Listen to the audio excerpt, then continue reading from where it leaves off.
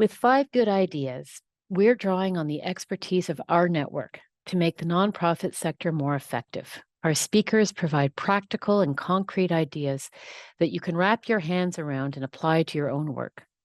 We believe, obviously, that today's topic is a big part of that mission. Diversity, equity, inclusion, and accessibility strengthen organizations. And while most, if not all of us on this webinar will agree to that, we also know that it requires hard work to carry it out and to achieve the benefit. Change doesn't happen overnight, but as our guest speaker has put it, when a workplace is inclusive, both the organization and the employees thrive. Today's session is part of an ongoing commitment to learning and adapting. We're very lucky to have Ingrid Palmer with us today. She'll be the perfect guide. She's the head of IDEAL at Realize, Canada's leading nonprofit on HIV and episodic disability education and advocacy. Episodic disability is something we'll learn more about today. As a visually impaired former foster kid, she has committed her life to combating ableism, challenging bias, promoting universal belonging, and debunking myths and stereotypes of stigmatized identities. She is a champion for housing, education, poverty reduction, disability rights, and child welfare issues. She has supported government, corporate, and community organizations with community outreach and equity development. She is a beloved ally and friend of Maitri, and we're delighted to have her here today. Ingrid, thank you for joining us. Thank you so much, Elizabeth, for that wonderful and lovely introduction. I am so honored to be here with all of you today. Well, we're lucky to have you. And so let's get right to it. How does IDEA, inclusion, diversity, equity, and accessibility, lead the L in ideal to belonging? How do we go from idea to ideal? It's such a great question. Let me start with the fact that for far too many employees in Canada's landscape, it's not a question of whether or not they will encounter discrimination or stigmatization.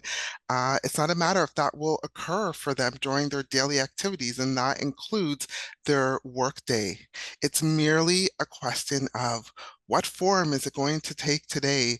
What am I going to have to combat today?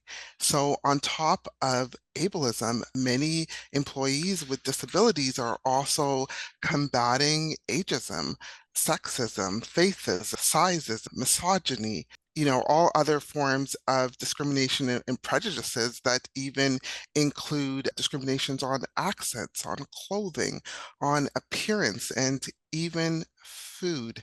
And so these ongoing instances of exclusion happen even in the presence of IDEA measures.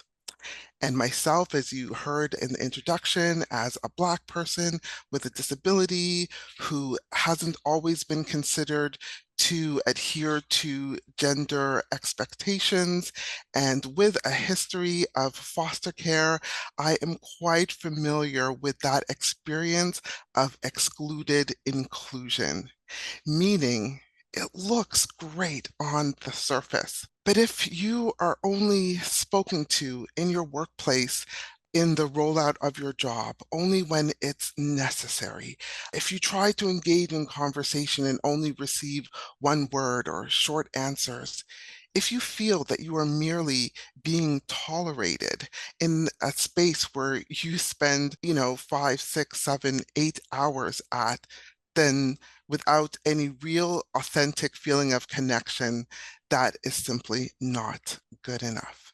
Belonging is a necessary component of our humanity, and no one should be denied that fact. In my work and in my personal life, in my engagement with peers in the disability community, I have often heard it shared about the feeling of being in workplaces where ideal principles are present and given, but where there is no connection or belonging. And employees with disabilities have made it clear that when possible, they will leave areas of employment when they don't feel that they are truly able to bring their full selves to work. when you are discriminated against singularly, meaning that perhaps you're only facing one form of discrimination, it's actually quite common for people in another scope to take on that role of the oppressor.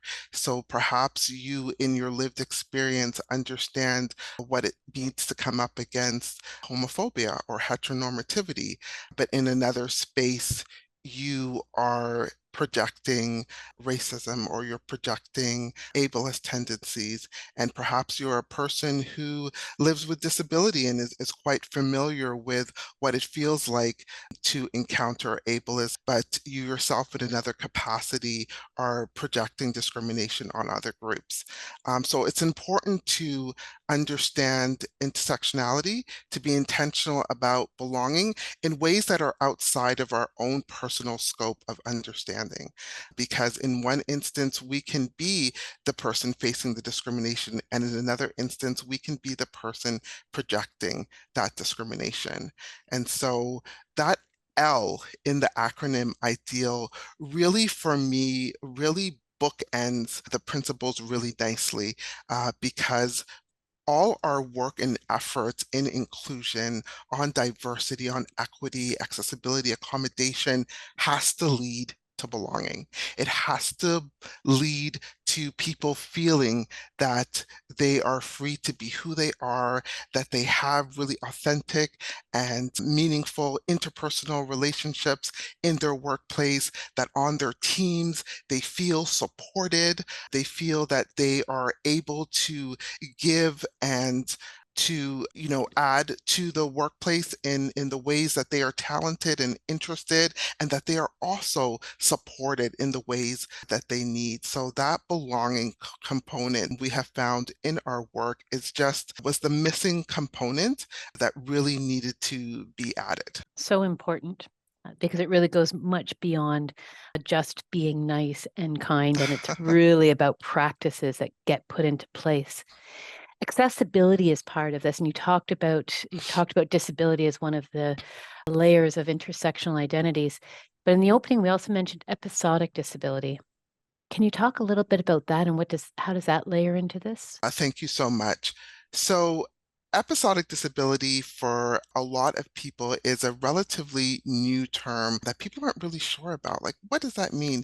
But once you've heard about episodic disability, many of us realize that, oh, we're actually quite familiar with that. So, the typical definition or typical understanding that people have around disability is that disability is something that is permanent, that it's persistent all the time, and that its impacts are felt rather steadily. But that's not true for all disabilities, and it's not true for all people who are experiencing disability. There are certain experiences and conditions of disability where people are experiencing periods of relative good health and wellness, and there really isn't any negative impact on their capacity and their ability to navigate. And then there can be periods where there are conditions where you have flare-ups and where there is experience of limitations, where there is experience of challenges and increased adversity. And so in these cases, people with episodic disabilities need to have accommodations that are fluid and that are flexible and that will kind of move and rotate with what they're experiencing. And so it's really important that we in our work are always open and willing to learn more about what we think we know about. So it's important to expand our knowledge on disability because not all disability looks the same. We know that some disabilities are visible. We've really gotten a really good understanding on knowing that some disabilities are invisible, that no two people with the same disability have the same experience. So it's another component of that understanding is to understand that some people with their disability have fluctuating periods of good health and also fluctuations where they experience more poor health.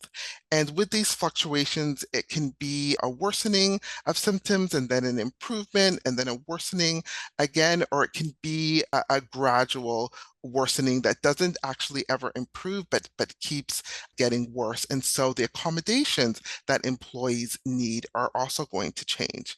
And some examples of episodic disabilities include, but are not limited to, fibromyalgia, Parkinson's disease, multiple sclerosis, multiple dystrophy, anxiety, depression, arthritis, epilepsy, HIV, hepatitis C, lupus, long COVID, chronic pain, Crohn's disease.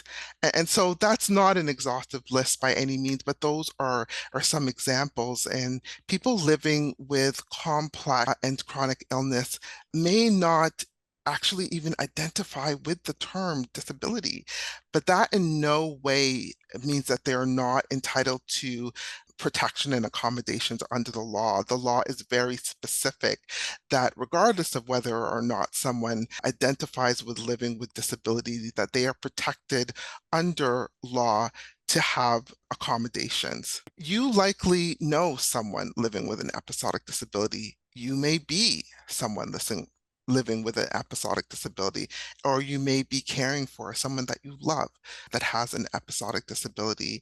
So it's really important that we continue to learn about and expand our understanding of what it means to be living with disability. There is no right way to be disabled. There is no wrong way to be disabled. And as I said previously, no two people with the same disability necessarily experience the same impacts on their lives. So it's really important that we are always willing and open to have conversations with individuals about what their individual experience is, what their particular needs are. Sometimes folks feel like, I know this now. I've got this. I've worked with people, with this particular condition for a long time, and I don't need to ask any more questions. I've got it. And it's really, really important that we never think that way, that we just know it all now. It's really important to continuously and ongoing have conversations with individuals about what they're going through, what their needs are, and to ensure that the supports and accommodations that we are providing are actually meaningful at that time, because what we were doing before could be working, and perhaps there are changes that need to be made. So that's that sort of consideration and reflection on the particularity of experience segues nicely into your next good idea, which is around understanding intersectionality and intersectional barriers. That's a term that's getting used a lot these days. Can you take us through that? Yeah, and I'd like to explore this bit with a share on a project that I had the honor of leading over 2023. So in my role as a principal ideal advocate at Realize, over 2023, we launched a project called the Ideal Community Consultations Project. And in that, we partnered with 12 disability serving organizations across the country so that they would hold focus groups within their own particular intersectional communities to find out about those really nuanced experiences of barriers for people living with disability and employment. And part of the objective of this project was to increase the capacity of employers to respond effectively to the challenges facing people living with episodic disabilities across the country. And so we partnered with a variety of organizations that served seniors living with disabilities, youth living with disabilities, women, Indigenous people, Black people, Asians, all different types of intersections, and they all wrote individual reports which were wrapped up into a larger part. And I just want to share with you some of the things that came out of these individual reports. We all know that seniors now a lot are still working longer because out of necessity. And so a lot of seniors with disabilities really spoke about discrimination on that end about what their capacities were because of their age. We heard from women with living with disabilities about their experience of gender-based violence. And we know that women with disabilities are actually disproportionately represented in violence. And so women spoke about the impact of gender-based violence on their ability to retain employment and to receive, important accommodations, or to even disclose their need when that type of experience is so stigmatized. There was no surprise in hearing that anti-Black racism and anti-Indigenous racism is alive and well. That's something that we absolutely know. What we did find out about from Black Canadians with disabilities and also from the 2S LGBTQI plus community was that Black women, Black non-binary, and Black trans folk disproportionately experienced discrimination in the workplace. We heard from Asians living with disabilities about the impacts of having to live up to that model minority stereotype and how, they felt really pressured to mask their disability because it just wasn't acceptable, both culturally and from that stereotypical expectations on them. We heard about entrepreneurs with disabilities, the lack of support that exists for them, that the few, grants that are available from the government are for people with disability who are looking to be employed.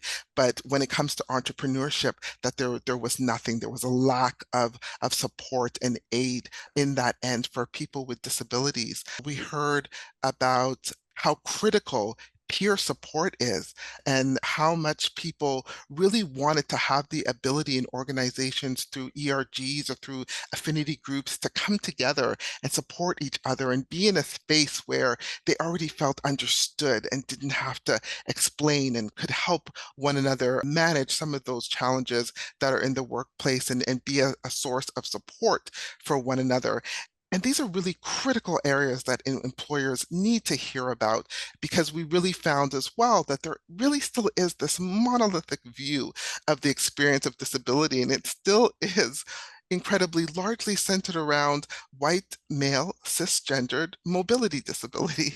And we know that is far from the truth, but we are still finding that when it comes to, developing policies and procedures, that there just isn't enough intersectionality with that lens really leading the way. And so it was really important to be intentional about learning about the varied and disparate experiences of people with disabilities and understanding how, depending on the identities that are carried, how different the adversities and challenges to obtaining and retaining employment can be. So it's really important that we continue to really keep that intersectional view, lens, and willingness to continue to learn on our efforts. Very rich unpacking of intersectionality. Thank you, Ingrid. So part of what you began to allude to, I think, was the importance of accommodations on the part of the employer. So can we talk a bit more about that? Because that's where some of the solutions lie. Yes, and so I want to start off with that is that the point about really revolutionizing how we think about accommodations. I mean, the tendency, besides some folk thinking of accommodations as some form of special treatment for people with disabilities, there really, as well, we've heard from community, is this attitude, this necessity of gratitude on the part of employees with disabilities. And we really need to understand that accommodation is not some type of favor that workplaces are doing for people with disability. It's a mutually beneficial act. It's a win-win situation. It's something that is positive not only for the employee with the disability, but for the organization. When people are met with the equipment, with the environment, with the flexibility, and with whatever it is that they need to be able to do their job to the fullest, then both win. the organization wins. It's already been statistically proven that inclusive and supportive workplaces see a drop in absenteeism, in sick days, and see morale grow, see an increase in productivity and outcome. So it's really important that we start thinking of accommodation as something that is for both parties, for everyone, and it's not something that is done only on the behalf of people with disabilities. All employees have the right to receive whatever it is that they need to do their job, and to understand that there is no one size fits all, that different folks need different things. And we also have to really normalize the need. Need is so stigmatized as if it's a dirty thing, when the truth is that none of us are successful on our own. We all have areas where we excel in, where we strive, where we lead the pack, and we all have areas where we need varying degrees of support, because our skill or anything else just doesn't lie in that area. So that's also a thing that I would like to see moved away, where need and support is something for only one category of person. It's not at all true. Everyone has needs that need to be met and supported, gaps that need to be mitigated. And it's really about time that we really rethink our thinking on accommodations and needs, and see that as a good thing. And when we create workplaces where everyone feels safe to disclose, to say, I need this, and to access accommodations, those workplaces thrive for everyone. Right now, 75% of employed people with disabilities say that they would not disclose that. And that's because of how stigmatized it is, and how much fear and lack of belief there is that they will be adequately supported, that they won't suddenly be seen as incompetent. We've certainly heard that employees who disclose and something happens, whereas before it would be, oh, that was just a mistake, or this happened, that all of a sudden it becomes attributed to your condition and your capacity. And so we really need to work together to create spaces where everyone feels like they can bring their full selves to work, that everyone feels that it is safe, okay, and that they will be met with openness, generosity, and curiosity, when they express a need for accommodations. I think we're going to come back to that in the Q&A. I'm Hmm. pretty sure we're going to come back to that in the Q&A, but before we do that, you're describing this very much as a continuous process. It's not finite. So for your fifth good idea, over to you. My fifth good ideal is to get rid of that notion that one day it's going to be done, that you're going to get this ideal thing to that perfect state, and there won't be any more work to do with that.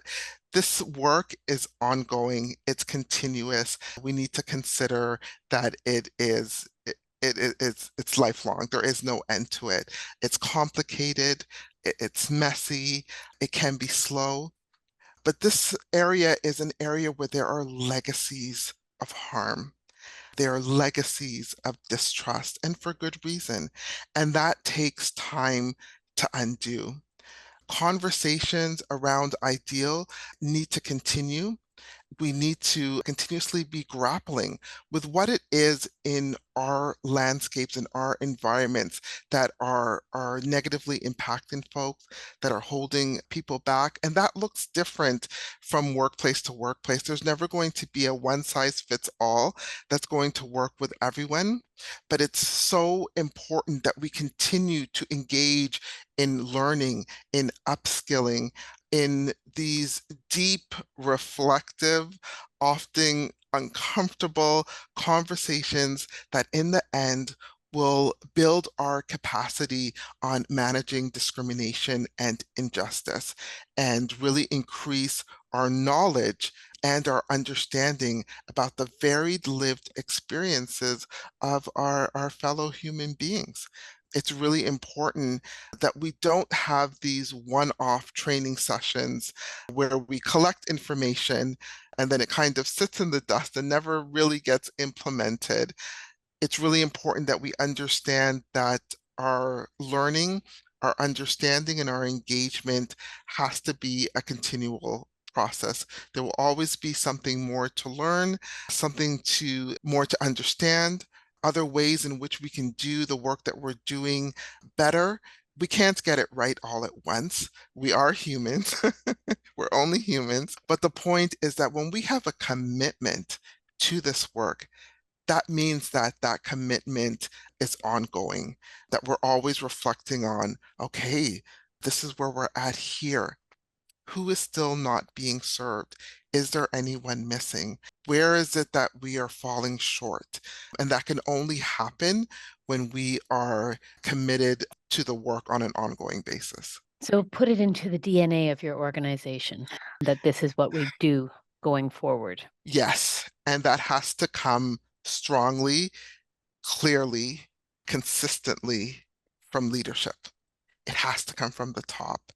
Another gap that we see is when we are having these type of trainings is that the CEO isn't there, the ED isn't there, senior management isn't there. Oftentimes it's sent to frontline workers to be doing this type of training, but everybody needs it. Finance needs to be doing it. Everybody in the organization needs to be involved in this work and training, together. And when employees see that, you know, that management is there like right from the top, committed and in it, that gives permission for implementation. There are so many times when I have heard folks say, yeah, we got this training, but that psychological safety, it just isn't there. It's never going to be implemented, no matter how much training is done, if folks don't actually feel that they have the backing of senior management. And words are not enough. Words are part of it, but we need to see it demonstratively shown from leadership that we are in it too. And that gives permission for others to really begin to implement what they're learning. Very powerful ideas, Ingrid. I said I wasn't going to look at the chat, but I've been glancing at the chat, and there's just a lot of applause happening there. I think your words are resonating with a lot of people, and so we're going to do a bit of a Q&A based on we received a number of questions before the session, more than 30 questions. There's already questions pouring into the Q&A, so I'm going to upfront and manage expectations. If your question doesn't get asked, it's not because it's not important. We just have a limited time. So I'm going to try to collect some themes from what I've been hearing. And there were a number of questions around how do you get started? How do you, and someone framed it in terms of what's the first action for a DEI committee, but is it even, do you start with a DEI committee? You've just talked about the importance of leadership at the very top. If you were to give advice to an organization, small, medium, or large, that's not actively doing this, how do we get started? I would say, I always say that the start is with that conversation. And it can be in your meetings that you have already. We have team meetings, we have staff meetings, we have AGMs, we have these moments already set into our routines where we get together and we talk about things and start that conversation there. Where do you think that we need to start? What do you see is the first thing that we need to do? And everyone's going to have a different answer. We know that. But the point is to get started collecting that feedback from as many people in the organization as you can. Form those groups, committees. Who wants to be in on this work? Start having those deep dives. Start looking what is should be prioritized first, and hear from as many people as you can, and then make a move. There's so many people that sit and think, I've got to have this perfect. I've got to have this all figured out before I make a move because I don't want to make a mistake. And those are organizations that end up not doing anything at all. And I'd really like us to, take the perspective of Thomas Edison, right? We need to take his perspective. He said, I didn't fail 1,000 times, 2,000 times, or however many attempts it took him to create the light bulb. He said, I learned that many times what didn't work. And that's the perspective that we need to take. We need to gather as much information as we can, as much insight from as many folk, make a plan and make a move. Mistakes teach us. We learn from it. It's a continuous basis of being reflective and making a plan and then trying again. People with disability, we know this. And this is part of the reason why we need to be in leadership in this work.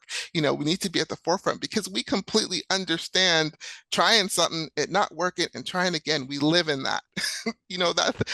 That's our world all the time. But that's how we have built our capacity, our creativity, all those wonderful things that we are known from came from going ahead, even when we didn't have all the answers, just giving something a shot, making our own wraparounds.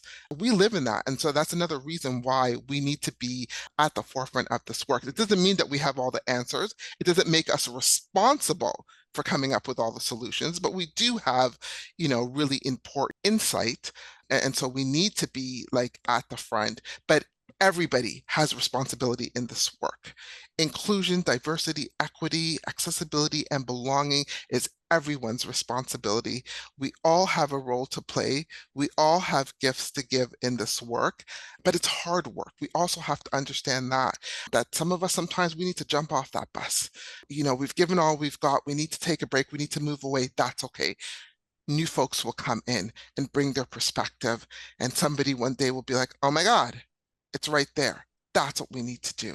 This is where we need to move next. And we just keep the ball going. We've just got to start someplace and do something and not get bogged down in, I don't know what to do, so I'm not going to do anything. Please, mistakes are a good thing. We need to learn to be more generous with one another. We're not perfect beings. Every single one of us step in it sometimes. If we're afraid of stepping in it because someone is gonna, really knock us down, then we won't do anything. So I think that we've also got to learn to be gracious in this work and forgiving, and be willing to remind, to correct. It's okay to be corrected. It's okay to correct, but we don't have to, you know, bash each other to death over things either. We've got to learn to grapple with these difficult things, and it's tiresome, and it's energy draining, and it's hard, and it can be hurtful, but we can recover, we can repair, and we can continue.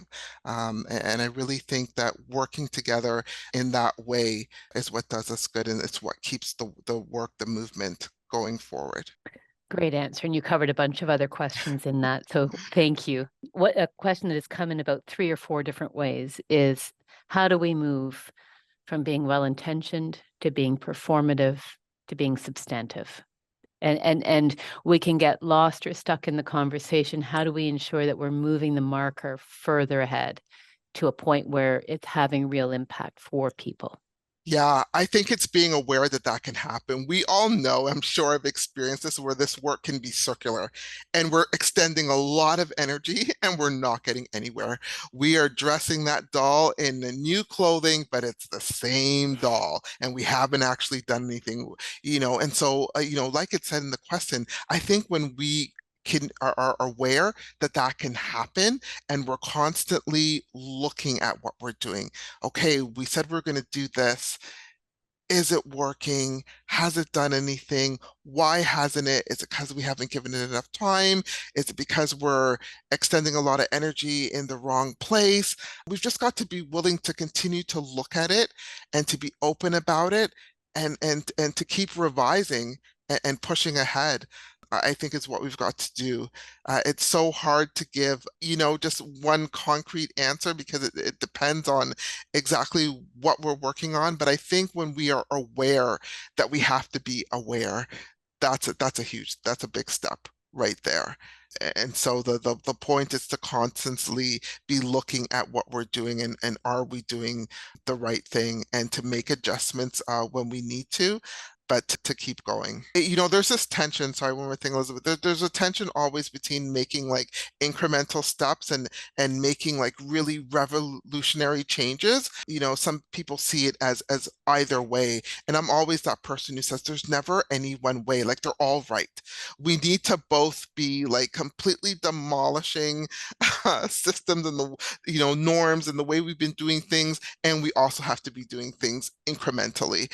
And I think, as I said, with the conversations, when we are having these conversations, we're getting to understand both sides.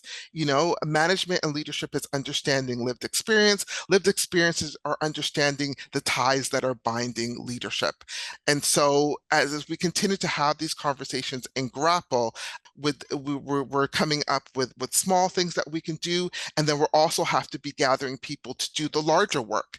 That's going to take more time. That maybe means it's a huge policy change. It's going after government who's maybe binding organizations and saying you have to do things this way. We need advocacy groups that are fighting that, but we need things that are on the ground, in the instant, day to day, that we can do as well. So it's never one thing, it's always multi-pronged. We need to be doing things on a small scale, and we also need to be trying to do things on a large scale. But there has to be that understanding that it's always going to be a multi-pronged approach. There are going to be some things that we can change right away, and there are going to be other things that are going to take a lot more time, but with consistent and persistent pressure, that change will come. So you've been talking about speaking out, keeping the conversation alive, pushing forward even if you make a mistake. People are afraid of making mistakes. What you've described is having courage. And sometimes people are not in a position of being the decision maker or in a position of leadership where they feel empowered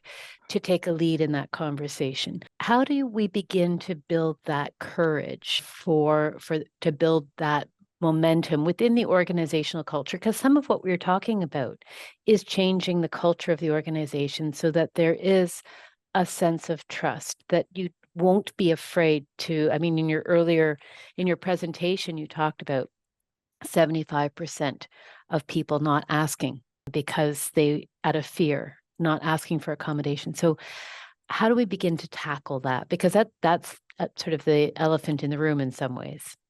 Everything is about changing the culture. Everything is about the culture is everything, and everything is about changing the culture. And you're right. And it's about making these tangible steps that show folk that you really are trying to make a change. For instance, when we talk about inclusivity and, attracting and retaining diverse people. And we say that, and we have job postings that say, equity denied groups, yeah, please apply. And yeah, it says that in the words, but are people actually experiencing that?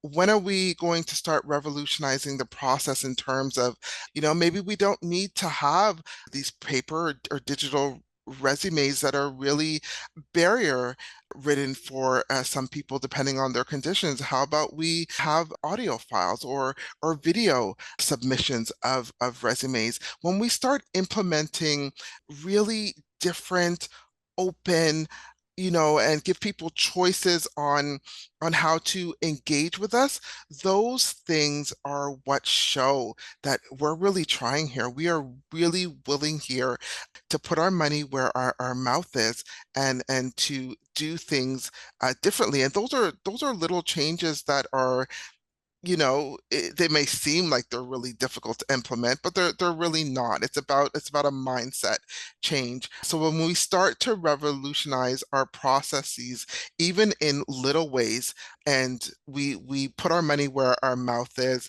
when things don't go right, instead of just throwing everything away and saying, forget it, it doesn't work, we take the time to fix what went wrong. Those are the things that will show employees, that begin that culture change and begin to build that trust. Because we have to understand, as I said earlier, that there are legacies of harms in organizations and in institutions. And just because we suddenly say, oh, we want to be different and we're going to do things differently, that doesn't make the belief there. But we have all these, time constraints. We want things to happen and to change instantly. And the truth is that harm and that repair and that building of trust and relationship takes time for people to actually believe that it's real. It has to be tested. And so we have to implement these changes. We have to build that trust and relationship within organizations and bring about that culture change, in ways that people can believe. And as we start to do that, you'll start to see those effects. More people will want to be involved and to be engaged. More ideals will come through that will lead to more implementation.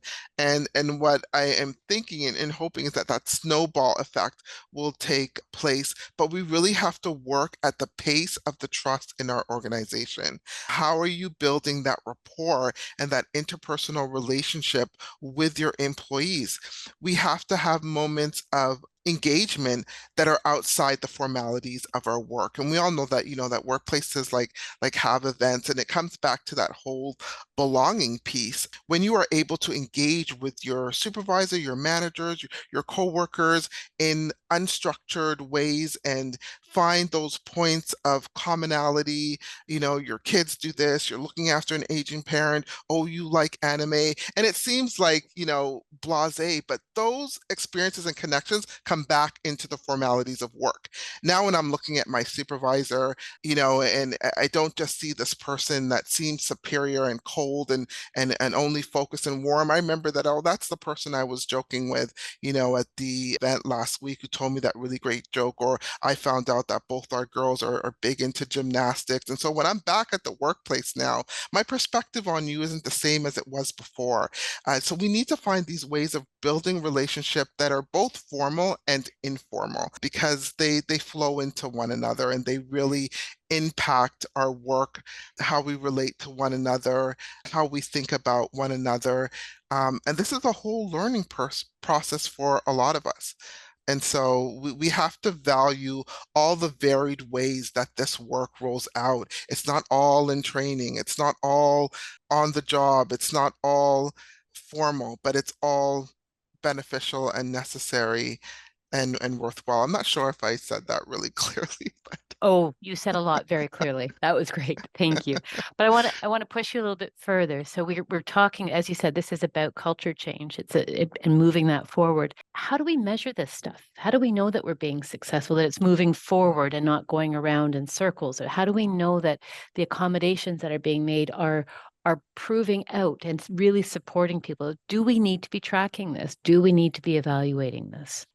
absolutely. You always get asked about this measurement piece, and measurement, of course, it is important. Data is extremely important. Finding out if what we're doing works is the only way that we can make really meaningful and tangible improvements. And we do, these surveys, employee satisfaction, belonging, all kinds of things. But you're gonna find it in other ways too, in your productivity, in the absenteeism, in the retention.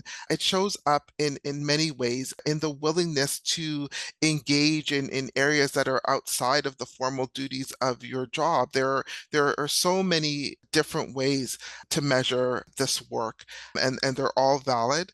But measurement isn't the end all and be all. And I say that even though it is also extremely important. I still always keep coming back to the conversations piece, to the discussions piece, and to that being really the place where we find things out, because a lot of people tick things off on paper that they don't really need. But when you're having this conversation about, oh gosh, how is this going? That's when you're going to hear, oh my gosh, it kind of works, but it's really a pain this way. It actually causes me more stress and more work, or I'm really trying to wrap my head around this part of supporting this person or accommodating this and this thing that we did seemed like it really worked, but now this has come up. I think those really genuine, authentic conversations are where we really find out where people are, how they feel, because the surveys and things are great. I don't necessarily always think that people are honest in surveys. And hearing about how productivity is a good way of measurement, but productivity is also another area where we need to change and revolutionize our perspective on productivity and what that means and how it looks like and how it operates, because the historical way that we have been valuing how people work, accomplishment and commitment is actually part of the way in which we are ableist and how we disempower folks. So the more choice that we can give people in outcome productivity and not really just looking at hours in or quantity, it's the quality of the productivity. I know I just segued into something else there from the question, but our perspective on productivity is also a really important component to this work, particularly for people with disabilities. Absolutely. And I think it's really important to frame it that way. We can talk about the duty to accommodate, the legal obligations, that's all there, but I think it lights something up in the employer in another way when you begin to really show the win-win of how this makes for a stronger organization and outcome. There's someone has asked this question, and is there a risk of fatigue of the conversation sort of being here we go again? Is there, and how do we mitigate that and keep it vibrant, relevant, important, and urgent? Because it is urgent. It is urgent, and oh my gosh, is there a risk of fatigue? Absolutely, absolutely. This work is absolutely fatiguing. It's repetitive. At times, it's can feel pointless when you don't absolutely see that you're getting anywhere. And sometimes it's a matter of looking at, kind of shaking up how you do things, what you're looking at, bringing in new people in. There's so much different components of experiences I think to learn about.